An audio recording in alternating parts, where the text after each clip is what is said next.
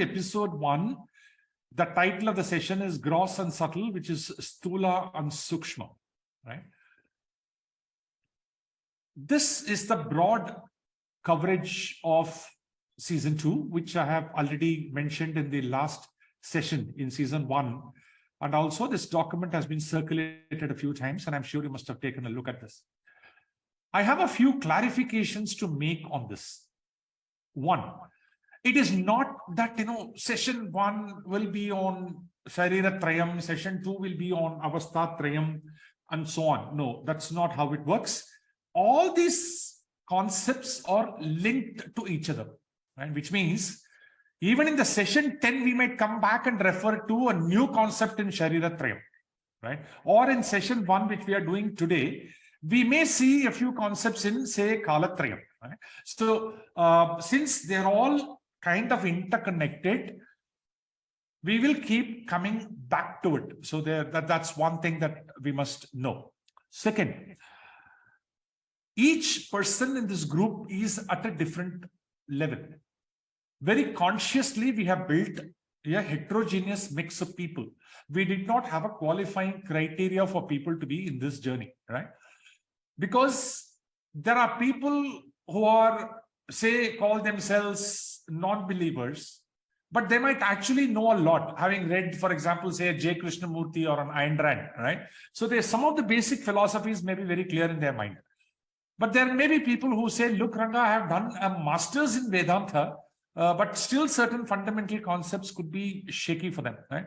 So there is no way we can define a qualifying criteria for a person to start this journey. Right? I know there are people here who are doing their PhD in Vedanta. I know there are people here who are doing their masters in Vedanta. I know there are people and students here who are just starting, right? And they have only questions, right? There are also people here who say, look, I don't have any questions. Whatever come to my mind, I'm just going to absorb it and I'm going to process it as it is, right? There is no distinct session titled as Sariratrayam. There is no distinct session titled as Shaktitrayam. Everything is connected to each other, but this is the broad content for season 2, right? Let's move. Now, I've shown you a picture here, right? It's okay if some of you unmute yourself and answer me just quickly, okay? What do you see?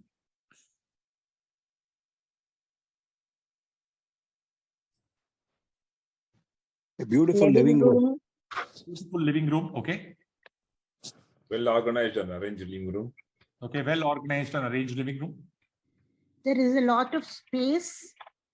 There's a lot of space, okay. And greeneries also, small plants. Okay, greeneries, small greeneries, planters are there, yes. Sunlight is there. Okay, sunlight is there. Anything else? A lot of furniture. People there. Furniture, yes. Color coordination. Color coordination is also beautiful, okay. There are both living and non-living things in the room. There are a lot of non-living things in the room. So you're saying living beings are missing, okay? Living beings are painted. Some colorful paintings.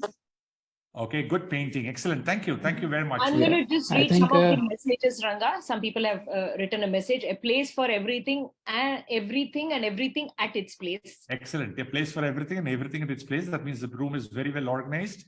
It is neat. Yeah, it is neat. Yes. There are pillows. There are pillows, cushions. Yes. Happy home. Beautiful. Excellent. Thank you very much. Thanks a lot for sharing all this. Right now, if you see this is how it is. When we notice something, in fact, some of you might focus your entire attention to something in the corner when somebody has missed it out. I must be the one to say it, right? And so you go look for certain things that people have not said. All this might happen. And there's a reason why this exercise is done, right? The windows, the photo frames, the planters, the cushion, the sofa, the dining table, the chair, all of this is what we call gross. Gross, the technical word is stula. In fact, I'm going to keep using these corresponding Sanskrit words so that, slowly When we repeat it about 10 times, 15 times, it kind of gets into the vocabulary at some point in time, right? So gross is also called stula. Stula means something that you can perceive using the five senses, right? Now, all these photo frames, table, chair, cushion, chair, everything is visible to us, right? It's gross. Now, when we move from gross to something called subtle, right? In fact, you will see a circle, and if you make a lot of effort, you will see the word subtle inside that. It's not that easily visible. Whereas if you see the word gross inside the box is very visible. The letters in gross are written in white font, and so you can easily read. But whereas the word subtle is written subtly, and it calls for effort to read, right? For example, some people said it beautifully. I see a lot of space in the room. Now, space is not that easy for us to perceive. Some people said there's a lot of light, and they also qualified it as sunlight, right? It's not easy for us to perceive that, right? While we first perceive everything that is perceivable, perceptible to the five senses, as far as the subtle is concerned, right, which is also called Sukshma, right? I'll keep repeating this if you don't mind. The capital vowel is a long vowel, right? So it is not Sukshma, it is Sukshma. Similarly, it is not Stula, it is Stula, right? So we will follow this convention as we move along, and slowly you will get used to it, right? Of course, make sure that when you're writing an email to a customer, you don't follow this convention, right? Because then he'll get confused, right? So, so as far as the subtle is concerned, we have to understand it. It's hidden. It's not directly perceptible. It's not directly visible to us, right? Now, the journey from cross to subtle, right? We need to move to understand beyond the direct five sense perceptible things to the subtle, which can only be understood by the intellect, right? This is where our knowledge or the journey will proceed, right? The Stula to the Sukshma, right? For example, if you take a coconut, I always give this example. You take a coconut. It's easy to see that every coconut has got three eyes. We call them eyes. Okay, every coconut will have three eyes. That is, I'm talking about the coconut which you open from the main shell, and then you have this, right? It is easy to see that between the two eyes, a ray will pass. That is also easy to see. Right? That is gross. That is Stula. But what is not seen is one of the three rays is weak. So in that ray, if you beat the coconut once, it will break into two halves beautifully, right? Now, this is not known right now for many people. This is Sukshma, right? This has to be understood. Now, how do you understand this? We understand this by first step is using the gross. That means whatever we see if there are patterns, right? And the more patterns we see, we know that there is a Sukshma behind the pattern, right? For example, you throw a ball, every time it comes down. You throw an object, every time it comes down, right? So only two possibilities are there. Somebody from up is pushing it down, or somebody from below is pulling it down. There are only two possibilities, right? So when we see a pattern, whenever we notice a pattern, and that pattern will indicate to us that there is something Sukshma. That means there is some law. There is something that we don't directly know, which we need to know, right? Which happens, all right? So the Sukshma needs to be understood because it is hidden. It's not directly perceptible, right? Fine. Now, the starting point for any knowledge is sensory driven. Okay. We call this sensory knowledge, right? What I hear, what I see, what I touch, what I smell, and what I taste. This is called sensory knowledge. Right? Now, we receive knowledge using these 5 senses. Right now, you're hearing me, right? At least I'm assuming, right? You're seeing me. That's also an assumption, right? Now, you are not only learning from the words, you're also learning from my actions, my facial expressions, assuming you're watching me, right? So we are constantly receiving information by a whole lot of these senses. This is sensory knowledge. Then you have something called deep knowledge, what they usually call the tip of the iceberg, right? It's only 10% of iceberg which is visible outside. There's 90% which is inside. For example, my attitude, they say it is Sukshma. My attitude is not known. Like I may give a smile. There may be 100 thought process inside my mind as to why I smiled.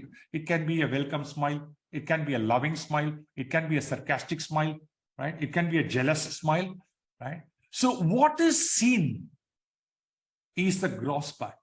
What is not seen is the Sukshma, right? Which is the subtle part. Now, the deep knowledge is always available only as Sukshma. The deep knowledge is not available as Stula, right? Now, this entire journey that we are making, season 1, season 2, season 3, season 4, right?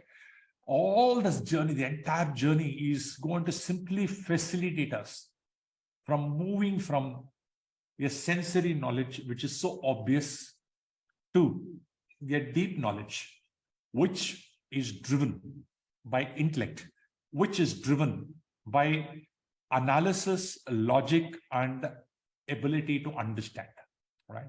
Now, this is what I think a couple of you have posted very beautifully, right? A journey from the known to the unknown, right?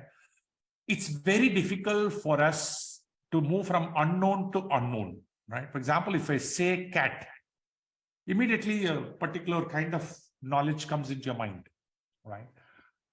Suppose I say cat-like, then you know it's an animal.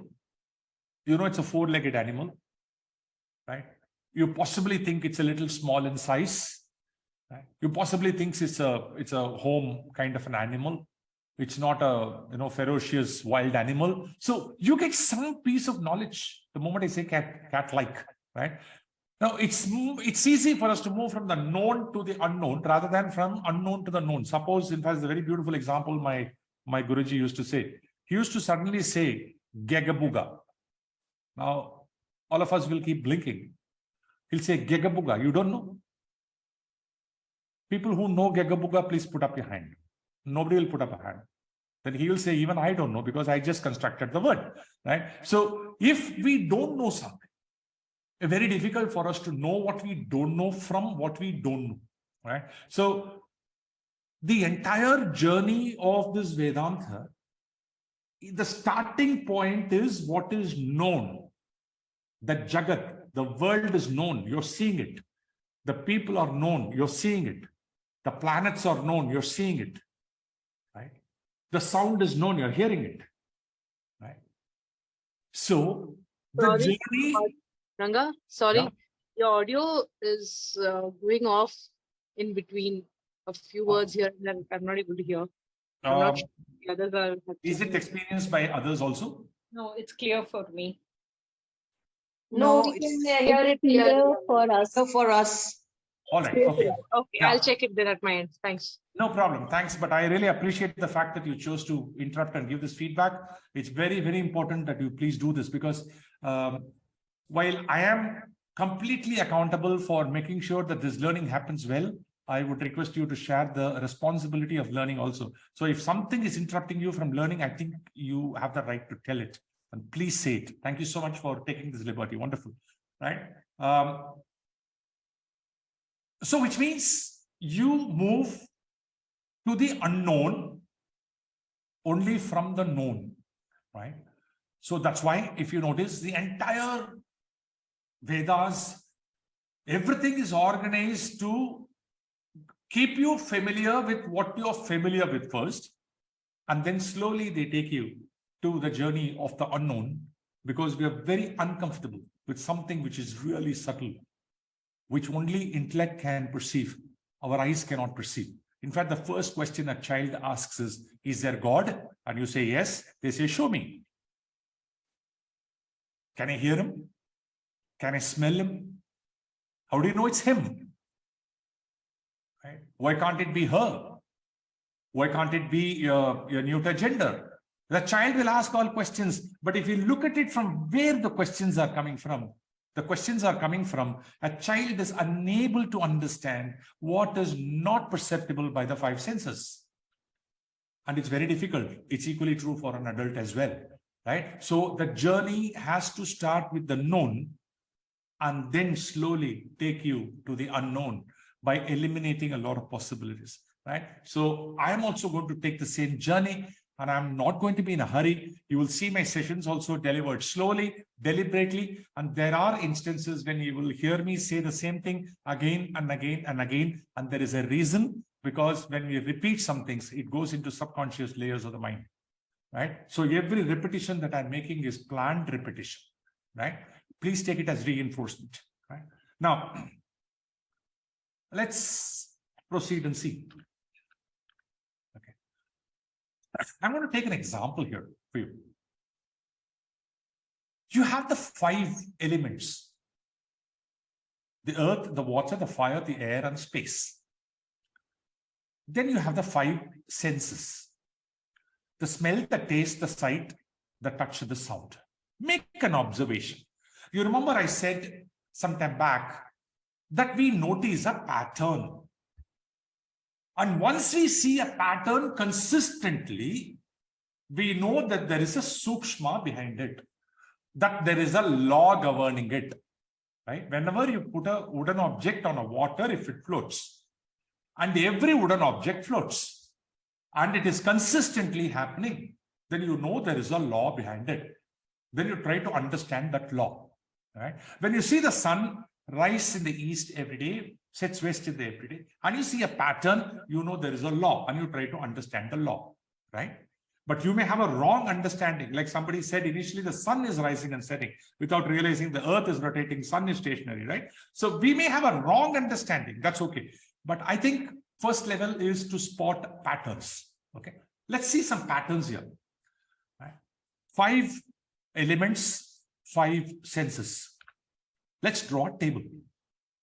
Here, 5 by 5 matrix. Right?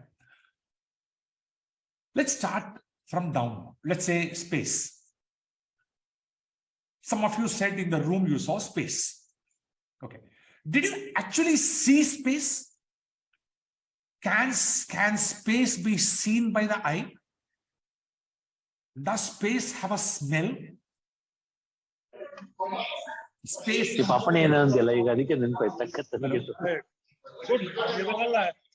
you, everybody, please? Hello, Srividya? Yes, continue. Can I continue, please? Yeah, please continue. They're muted. Thank you so much. I'm still audible, right? Yes. All right. So, does space have a smell? Does space have a taste?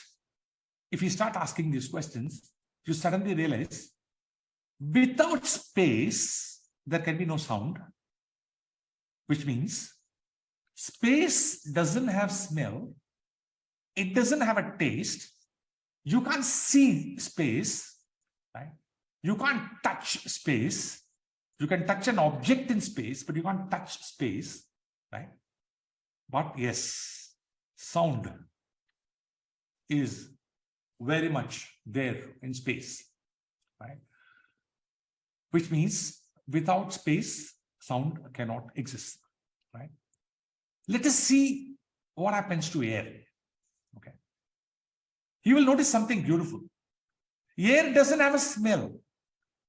No. It may carry the smell of an agarbatti. That is, smell of an agarbatti which is diffused into air. But air itself does not have smell. You have Suresh raising hand. I only hope it's... Yeah, I think it is Suresh.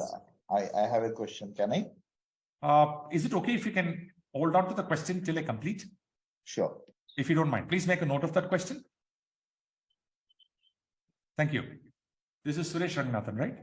No, this is Suresh Babu. Okay, Suresh Babu. Okay. Because it's possible that your question is answered when I complete. So if you don't mind, please hold on to the question, make a note of it so that you don't miss it out, right? Or you can put it on the chat box. Srividya will track it. Okay. Now, air by itself doesn't have a smell. It doesn't have a taste. You can't see air, right? But whatever was there earlier will continue to be there in that element also, which means sound will continue to be there. But a new thing is added as far as air is concerned. You can feel the air on your skin. So when wind is blowing, you can feel it on your face, right? When you drive a bike, right? When the fan is on, when the AC is on, when the air is gushing in, you can feel it on your skin, right? So a new sense has got enabled for air, and the previous sense, which was there for space, continues to be there, but the other three senses are absent. Okay, let's look at fire. Fire doesn't have a smell by itself, but if you burn something in fire, that may cause a smell, but that's a smell of what is being burnt by fire. But fire itself doesn't have a smell, right? Okay, does fire have a taste? No, fire doesn't have a taste. You can check it out. Maybe you can light a candle and put it in your mouth and see if it has a taste. I am not responsible for the consequences. Okay, right? So fire doesn't have taste, right? Which means these two senses are missing. The previous two, which is touch and sound, are definitely there. You can feel fire on your body, and actually, even though candlelight, that lamp may not make much noise, but it does create a sound, a flickering sound. And if you go a little closer, you will find that the gushing fire does have its own sound, right? So you can feel it on your skin, like you can feel the air on the skin. Fire has got a new sense added to it, which is sight. That means I can see fire. Okay. I can see color, I can see fire, right? But I can't see air, but I can feel air, right? I can't see space, I can't feel space. Sometimes I may feel lack of space, right? But that's more to do with psychology, that you feel claustrophobic, right? But you can't just feel space. Suppose I ask you how much, if I blindfold you and I put you into a room, two different rooms, and I say, can you please tell me how much space you have? It's very difficult for us to know how much space we have in two different rooms when we are blindfolded, right? So fire, no smell, no taste. The previous two characteristics continue to remain, which is touch and sound, and a new element gets added, which is sight. New sense gets added, which is sight. Now you see the pattern. Now you can fill the rest by yourself, because your intellect has already spotted a pattern and it will fill the pattern very beautifully, right? That's the power of intellect, right? So water doesn't have a smell, right? For ages, it has been debated whether water has a taste or not. Okay, in fact, if you go to Google and if you search, you will have different schools of thought on it, right? And science has proved that at some point in time, water does have a taste. But remember, whatever characteristics are there for the previous element, which is fire in this case, are all there, which means you can see water. You can touch water. Means what? You will feel water on your body. If somebody pours water on your body, you will feel it. And gushing water, flowing water has its own sound, right? Of course, completely stationary, still water may not make a sound, but water has a characteristic of a sound, right? Fine. For example, you may mute a few things, like fire has sight.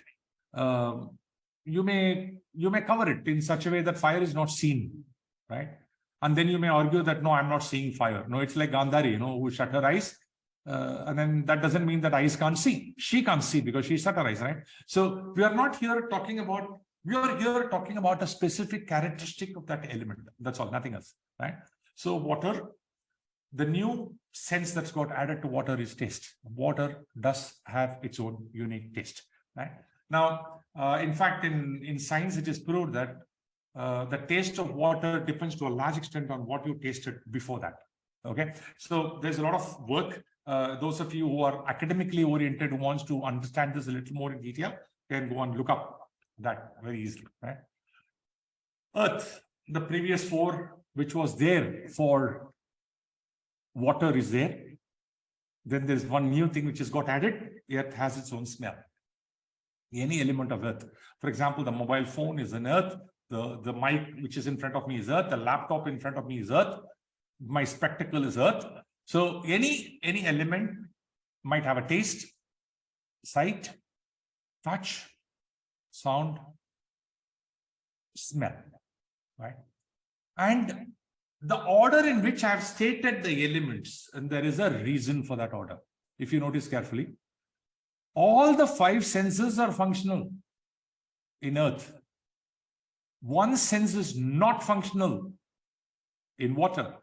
So that means water is a little more subtle than earth. Then two senses are not functional in fire.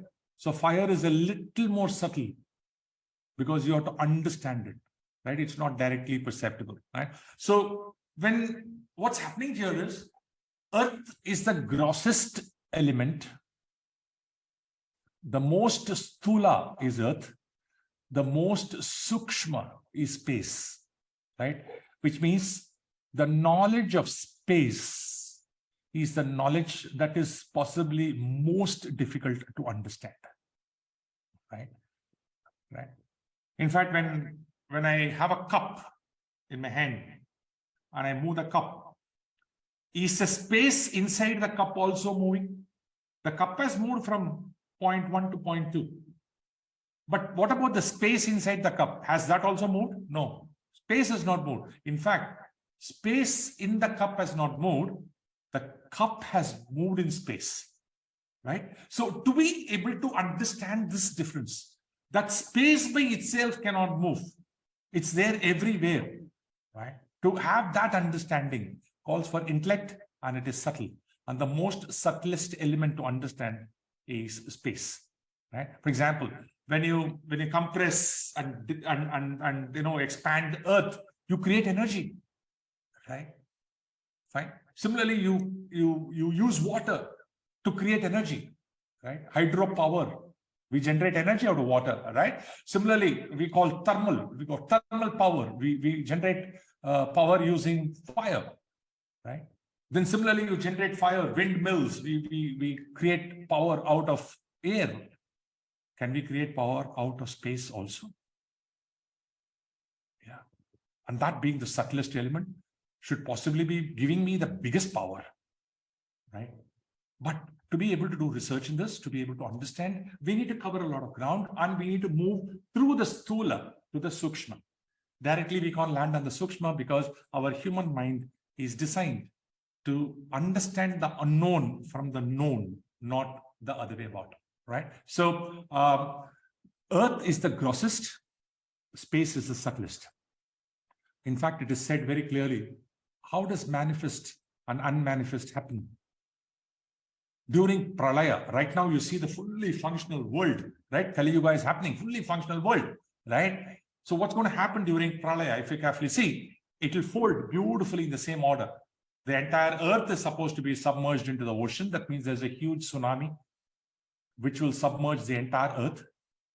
That means the earth will go into water, and the entire water will be evaporated by the sun, which means the fire will destroy the water, and the sun will be blown away by a huge tornado, a wind, and then the whole thing will be sucked into vacuum.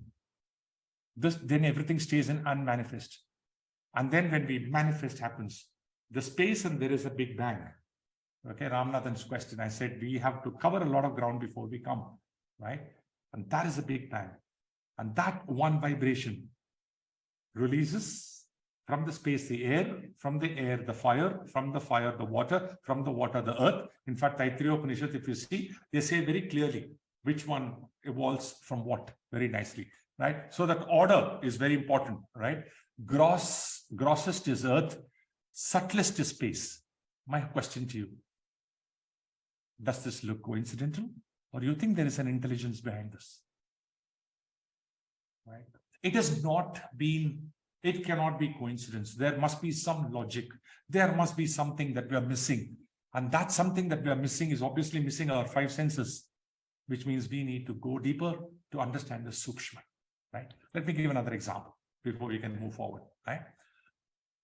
I have the same request to everybody. Please make a note of your question, or at least log it in the chat box so that Srividya will track it. I would like to complete the session and then take the questions. Sight, sound, smell, taste, touch, five senses. This is a second example. Okay. You look at everything as frequency, right? Now, I may not know the numbers. I mean, you can easily figure out from Wikipedia what the numbers are, right? Red is the highest frequency, violet is the lowest frequency. You see some numbers, I think something like 400 terahertz to some 700 terahertz or something like that, right? So our eyes, human eyes, can only perceive these colors. Okay, doesn't mean beyond violet there is nothing there. No, there is ultraviolet. Beyond red, there is nothing else. There is something called infrared. In fact, we use it in our mobile communication. Ultraviolet is used in scanning, right? But human eyes cannot see it. And there is a range of frequency with which human sight has been programmed. It's like a software, right? The gross is the laptop. The subtle is the software. The software is not seen, but it's a software that's driving the hardware, which is computer to work. Without the software, the hardware cannot function. Without the hardware, the software has nothing to do, cannot do, right? So they enjoy what is called a symbiotic relationship, right?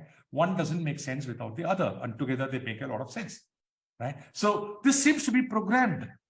And every human being, eyesight is programmed to be in the same range, right? Which means some setup is happening. And that setup must be happening from the time we are in the womb of the mother, right? At what time is this software installed into us? Right? Who is installing that software? What is the process of installation? Can I stop that installation midway through and resume it later? There are lots of questions that will come into our mind. Let it come, because we are using intellect to understand, right? Similarly, sound. There is something called sonic frequency, right? 20 to 20,000 hertz. Less than 20 hertz, we cannot hear. About 20,000 hertz, our human ear cannot hear. Right? But if you see, bees, for example, how do they know which flower has got more honey than another flower? How do they know? The flowers radiate ultraviolet light. There's a lot of beautiful research done in National Geographic, right? If you go on, actually look for this material, you'll find it beautiful and it's very fascinating, right?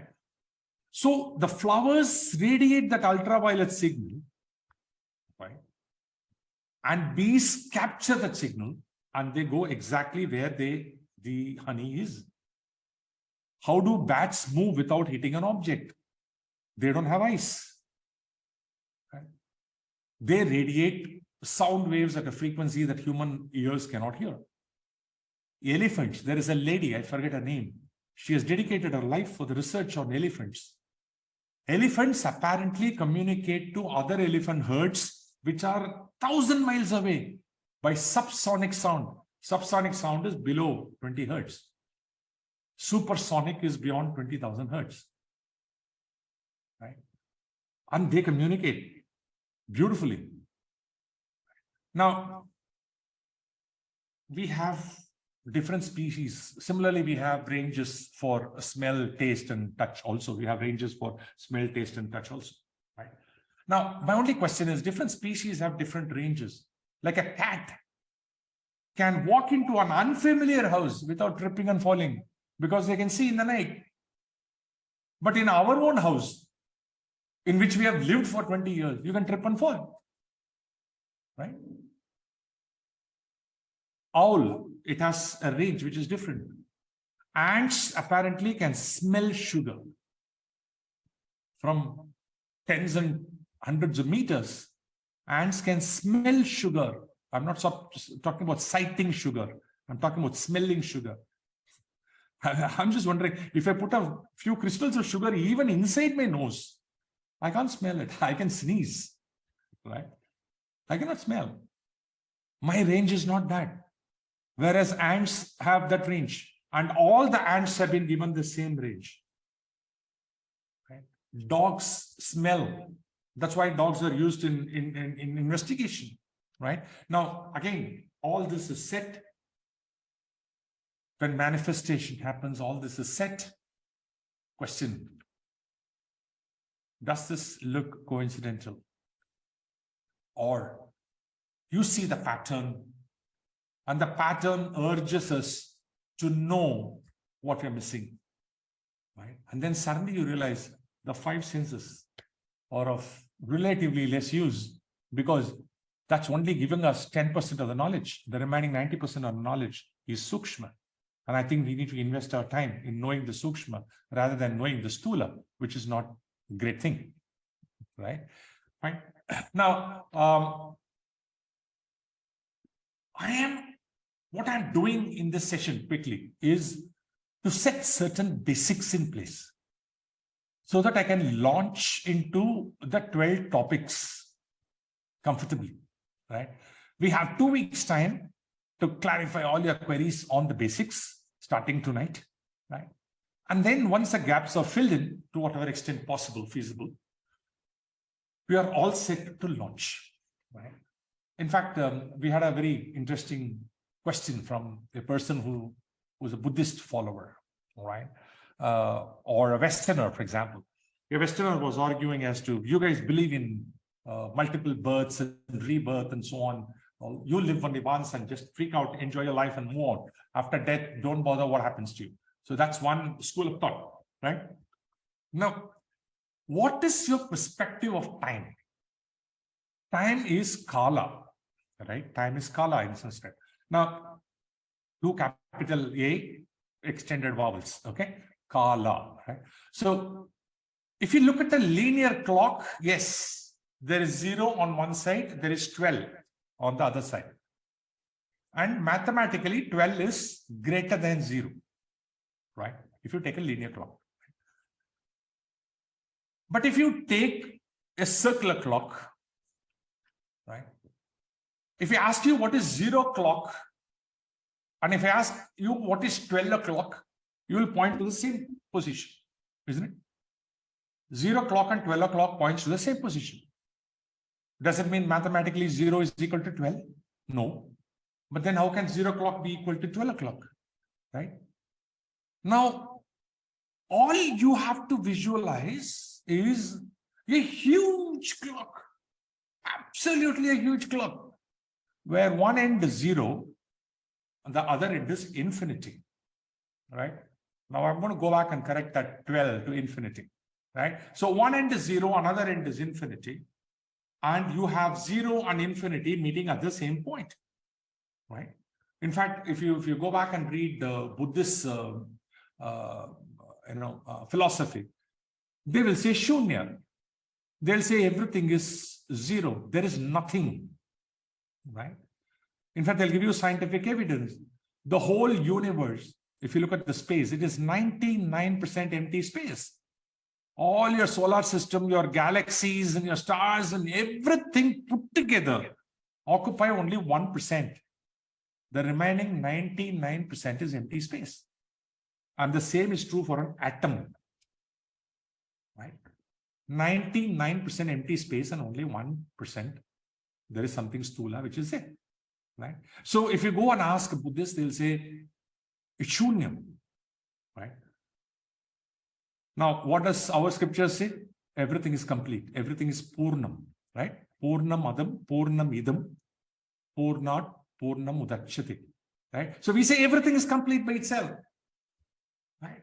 Which is very obvious, because shunyam, which is 0, is same as purnam, which is infinity, because if you understand Kala as a circular concept, if you understand Kala as a linear concept, I think we have a problem, right?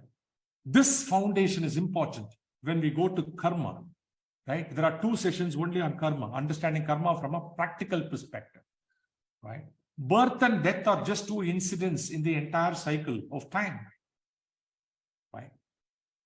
So prarabdha karma, sanchita karma, how does it get transferred? I think when we have to understand this, or to understand kalatrayam, what is past, what is present, what is future, from which point of view we are looking at.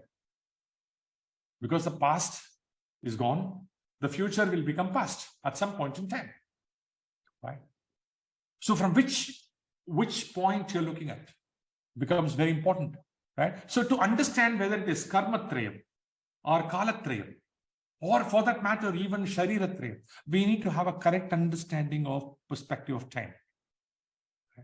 And if one look at the pattern of the entire universe, you will realize everything is cyclical, nothing is linear.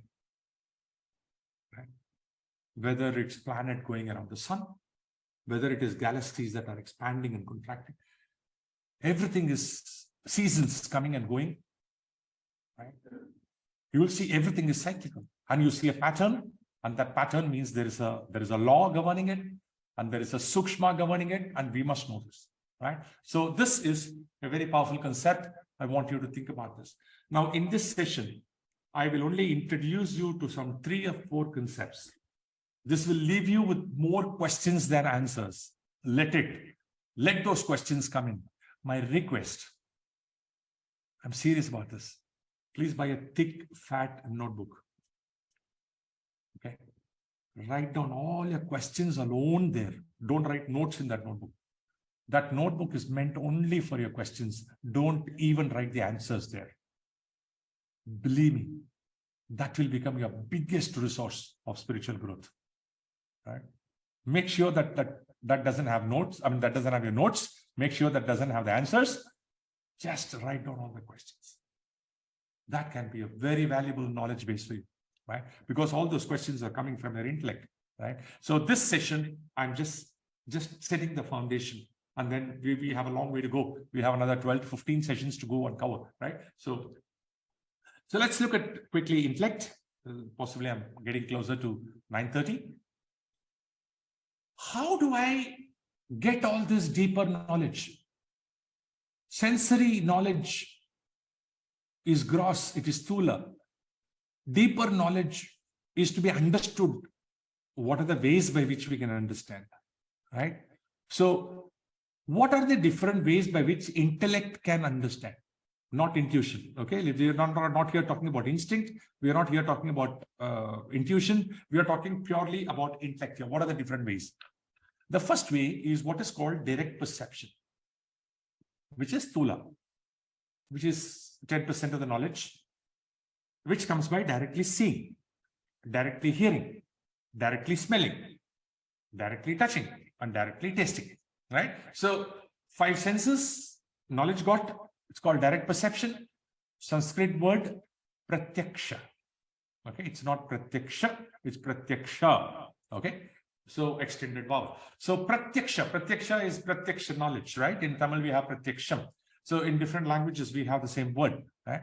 So this is direct perception is one way to acquire knowledge. The second subtle way to acquire knowledge is what is called inference. Inference in Sanskrit is called anumana, right? Anumana. Inference is you don't see it directly, but you know a link for sure. You know that link for sure, and hence you conclude. For example, you know that smoke cannot come without fire. Here, fire also means heat. Okay, in cold countries, when somebody opens their mouth to talk, you'll see smoke coming out, right? There's no fire inside, but there's heat, right?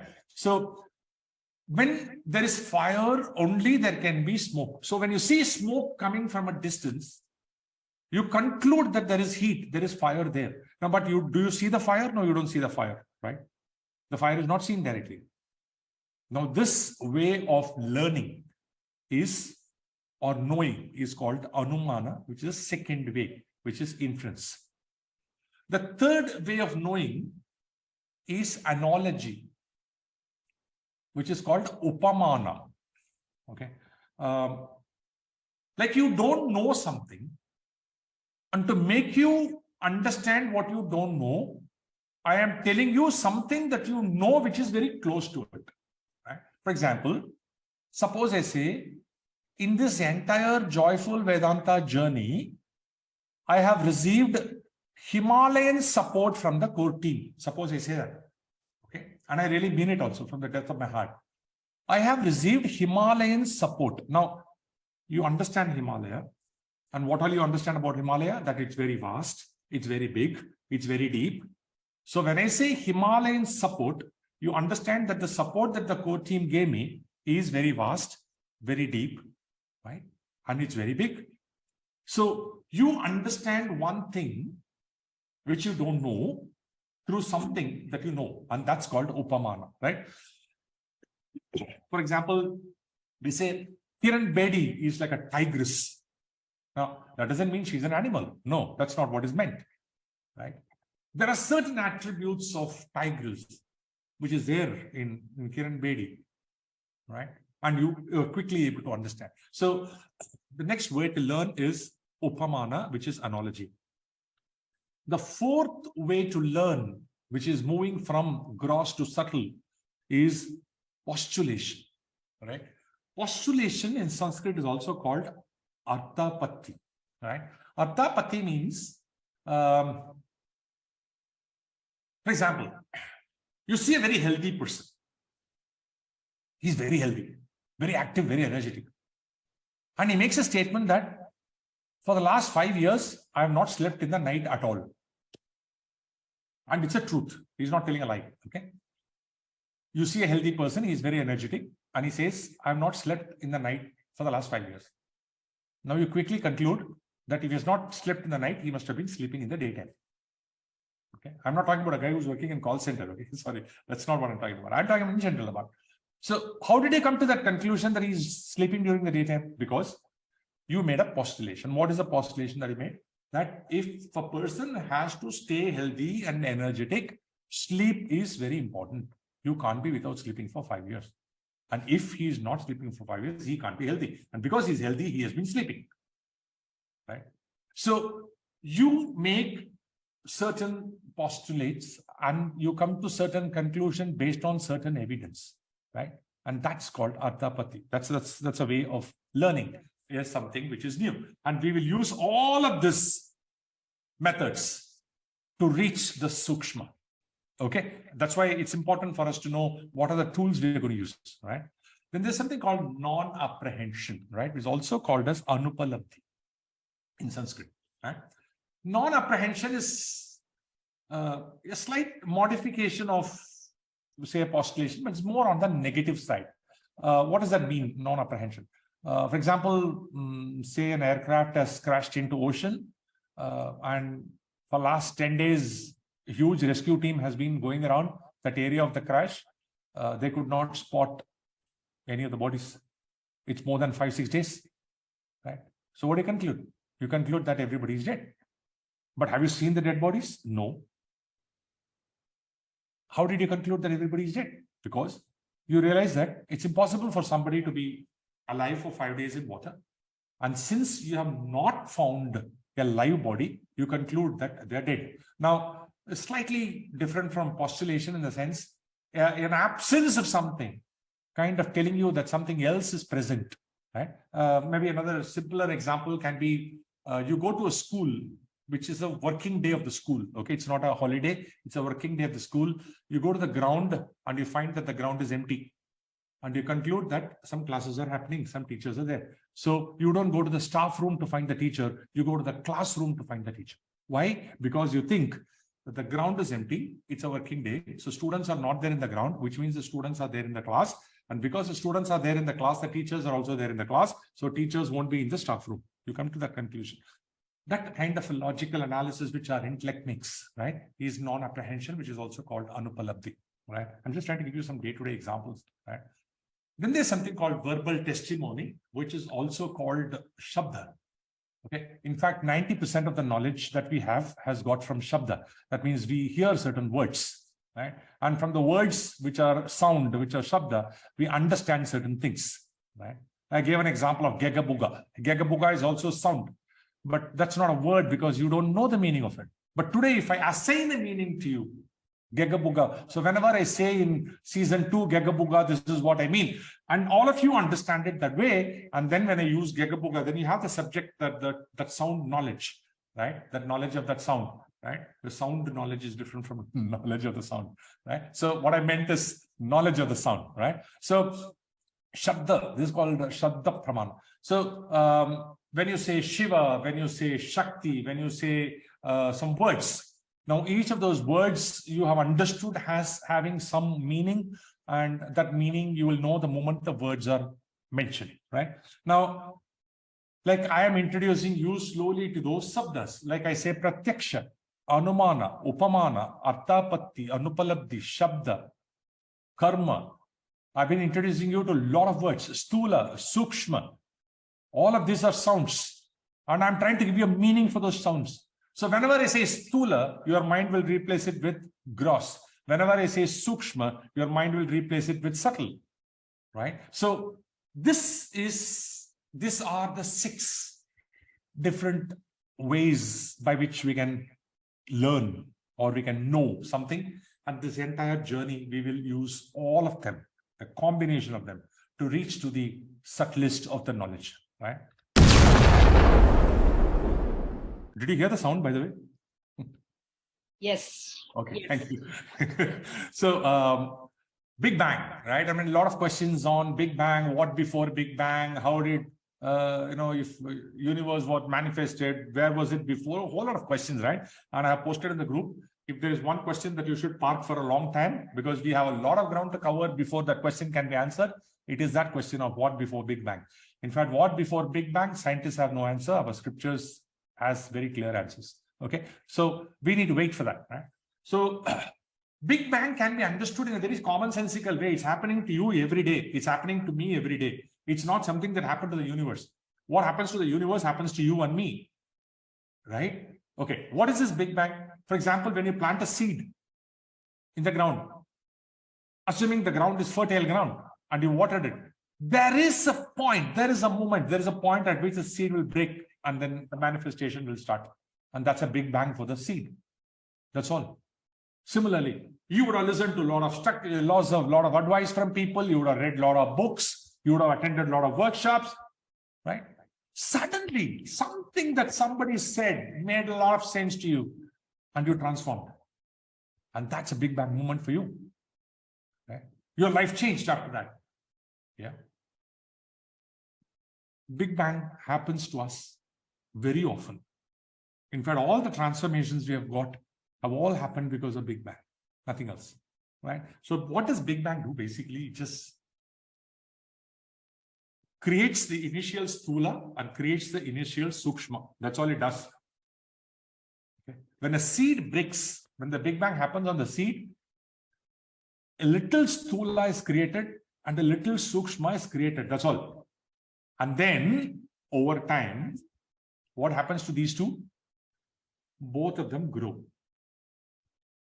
A small, tiny plant becomes a tree, right? For us, for example, our body grows in size. We were born as an infant, right? Our body grows in size. And the moment we are an infant, on the 9th month, we are given the ego gets manifested. So the moment on the 9th month, we start comparing, right? And we start seeing, we start feeling that the mother is stupid because the mother is trying to feed me when I'm not hungry. So I get a feeling that the mother is stupid. Though I don't know the word stupid, I can't really tell the mother that you're stupid, but I get a feeling that I think she's doing something wrong, right? So the ego starts to manifest at the age of 9 months, and the ego also grows. Ego is subtle. You can't see ego. If you open the head and open the brain and say, spot, where is ego? You can't spot it. It's subtle, right? Intellect is subtle. Ahamkara, that is the ego, that is subtle, right? And that also grows as we go along, right? And body feeds into the Sukshma, and the Sukshma feeds into the body. The arrogance of the mind feeds into the way the body grows.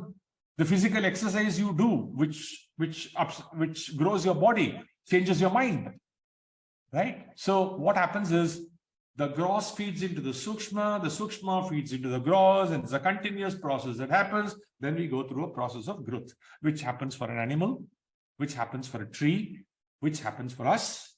Of course, I don't want to show the second phase of it. The second phase of it is from the growth, we start decaying, right? We start shrinking. Yeah. Now, the only question I have not asked is, the Big Bang operates on what? The Big Bang obviously operates on something that is in a state of unmanifest. In case of a plant, it's a seed. In case of a human being, maybe it could be potential. The potential is lying in a dormant form. Some transformation happened. Somebody said something. And that's it. That potential came out. Or a calamity happened to you. And that potential came out. The calamity was a Big Bang. In fact, for many of us, calamity gets the best out of us. Right? So Big Bang operates on what is staying in an unmanifest state.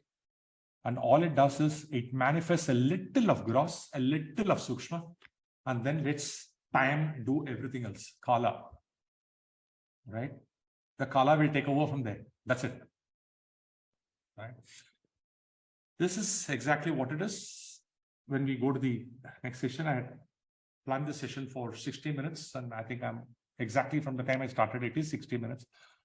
I'll give you a small hint about what is it that we will analyze deeper in the next session, right? Before I open the floor for questions for this session, we will analyze Shariratrayam. Shariratrayam is, when we say body, is it only one body? No. There are three bodies that all of us have. Gross body, which is called Stula, Sharira, capital E, capital A, elongated vowels, Stula, Sharira. Then subtle body is called Sukshma, Sharira. And there is a third body, which is in the unmanifest state, on which Big Bang happens. That's called Karana Sharira. We'll come back to it in the next session. But the immediate research or immediate threadbare analysis that we will do will be on these two, gross body and subtle body, and how subtle body drives the gross body, and how we understand subtle body through the gross body. Right? For example, subtle body, the Sukshma Sharira has 19 elements, which we need to understand. And all these 19 elements cannot be seen, cannot be smelt. No, they just function inside your body. From the time you're born till the time you're dead, this entire 19 elements are functioning in the body, no matter where we are there. So how are these things happening? Right? We have to analyze it, and we have to understand it.